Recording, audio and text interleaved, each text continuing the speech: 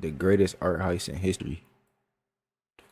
It's a hot summer's evening in Paris. For weeks, a record-breaking heat wave has been cooking the city, leaving the streets empty and the Louvre quieter than ever. No one dares to go outside, but for one man, it's time to strike. Throughout the night, he pulls off the heist of the century, plucking the Mona Lisa from the Louvre and disappearing into the city. This set off a worldwide investigation, leading French police down a 2-year rabbit hole of false leads and famous arrests, before a mysterious letter eventually gave the thief away. We modeled the entire thing to show you how a single man stole the Mona Lisa, how he almost got away with it, and the elaborate plan behind the heist that was eventually revealed decades later. As the sun went down that Sunday evening, the last few tourists were trickling out of the Louvre. But just before it closed, a man entered the museum dressed in the Louvre's official white uniform. Blending in as an employee, he quickly found his way to a small storage closet, squeezed his way in, and waited out the entire night. The Louvre was closed the next day, so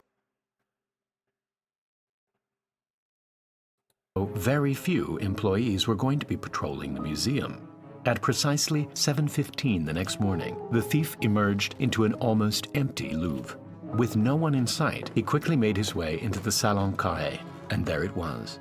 At the time, the Mona Lisa didn't have its own room, and it wasn't nearly as famous as it is today, but the thief was about to change that. With no one in sight, he pulled the painting off its metal pins and carried it to a nearby stairwell. I was about to say, how he steal the shit if it was that, like, if it was one of those, but it wasn't that famous yet, as bro just said. And there it was. At the time, the Mona Lisa didn't have its own room, and it wasn't nearly as famous as it is today, but the thief was about to change that. I say that. With no one in sight, like he pulled the painting off its metal pins and carried it to a nearby stairwell. Using a screwdriver, he managed to remove the painting from its protective frame before covering it in a white sheet and heading straight for the nearest exit. But as he reached for the door, it was locked. At that exact moment, a plumber working for the Louvre appeared out of nowhere.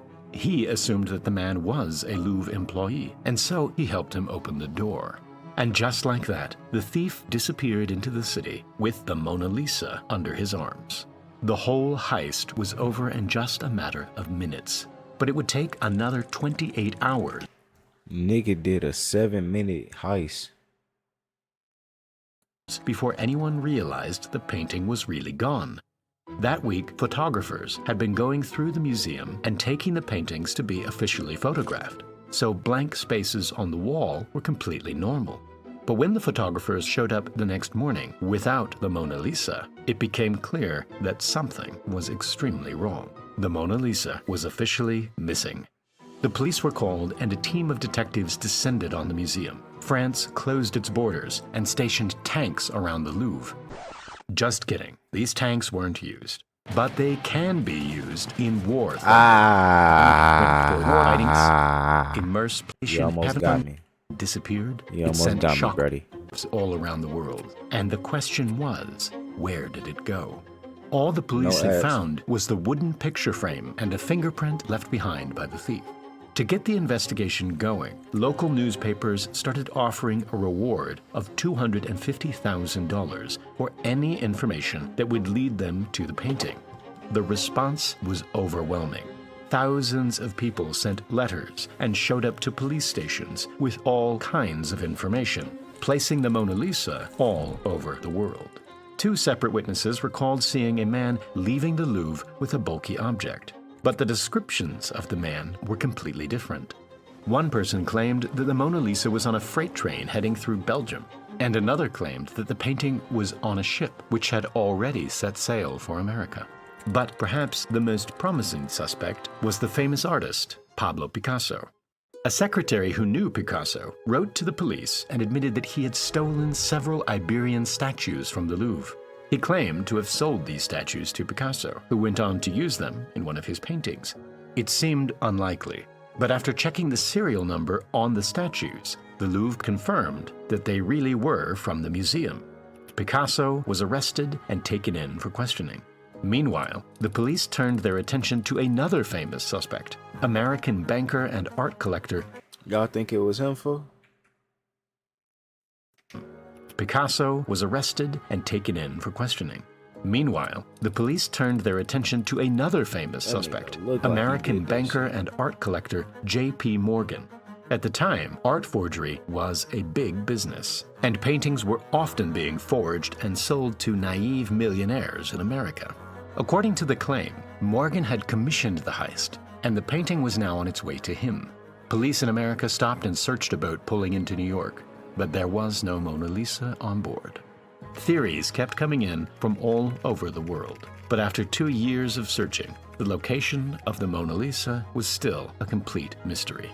As it turned out, the Mona Lisa hadn't gone far at all, and it was sitting in an apartment just 2 miles from the Louvre.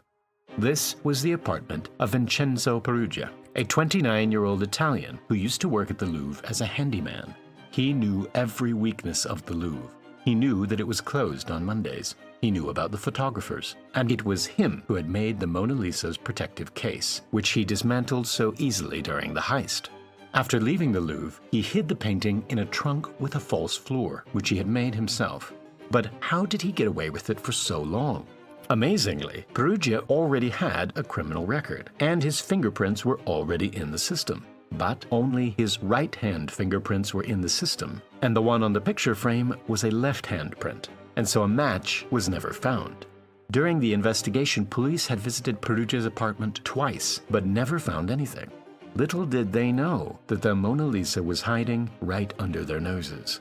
Peruggia had pulled off a stupidly simple heist, and it seemed like he would get away with it. But after 2 years holding the painting hostage, he started to get impatient. He wrote an anonymous letter to an art dealer in Florence, the city where Da Vinci painted the masterpiece. In the letter, he claimed to have the Mona Lisa in his possession and said he wanted to return it back to its home. He signed the letter with the name Leonardo and took the next train to Florence. The art dealer and his associate agreed to meet Peruggia in his hotel room to authenticate the painting. With the doors locked, Peruggia opened up the trunk, and to their surprise, it really was the Mona Lisa. In order to further authenticate the painting, the art dealers took it back to their studio, assuring Peruggia that he would be rewarded for bringing it back to Italy. But just an hour later, the police showed up at his door and arrested him. Peruggia ended up spending just 7 months in prison and died just 10 years later. Although the search for the Mona Lisa was over, the truth behind what really happened seemed to have gone to the grave. But in 1932, a story was published that revealed a much more elaborate plan behind the heist. Written by Carl Decker, he claimed to know the man who was really behind the heist, a man named Edoardo de Valfierno, an expert in art forgery. He had come up with a grand plan to sell not 1, but 6 perfect copies of the Mona Lisa to 6 unsuspecting millionaires lined up in America. He commissioned a talented French painter to make the copies and shipped them off to America and put them into storage. In order for them to believe they were really getting their hands on the Mona Lisa, the real one had to go missing, and so he contracted Peruggia to pull off the heist. When news spread that the Mona Lisa had gone missing, the paintings were sold to their buyers, and the 3 involved ran off with the equivalent of $90 million. And now, time for the Primal Space giveaway. Okay, I ain't answered the giveaway, so it ain't time for that for me, my nigga. W video, though.